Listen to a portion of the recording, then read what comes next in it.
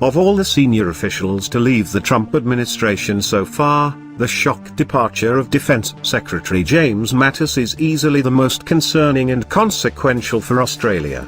As he outlined in his resignation letter, Mattis strongly believes that America's strength as a nation is inextricably linked to the strength of our unique and comprehensive system of alliances and partnerships.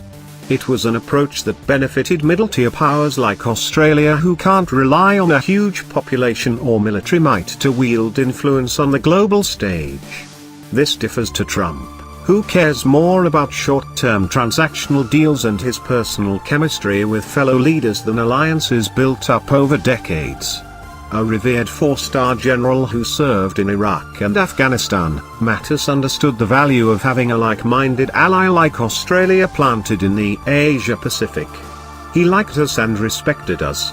You have a degree of moral and ethical reputation that I think could help ensure that in the future more sustainable decisions are made, including by the Americans, he said in a speech in Canberra in 2015. I don't forget the debt my country owes you, and we'll never forget those irredeemable debts. As Defense Secretary, Mattis made 8 trips to the Indo-Pacific in 2 years, a sign of how invested he was in our region. In an administration populated by grifters and leakers, Mattis stood out as a beacon of experience, competence and restraint.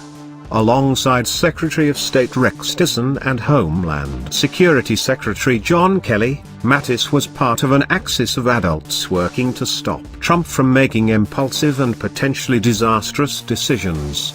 Traditional Republicans who may have personally loathed Trump took solace in the knowledge that he could be reined in by the more moderate figures around him. Tillerson and Kelly both announced their departures earlier this year, and now Mattis is joining them. As the Lowy Institute's Michael Fully-Loaf said, the last adult is leaving the room. The breaking point was Trump's decision, against Mattis's advice, to withdraw U.S. troops from Syria.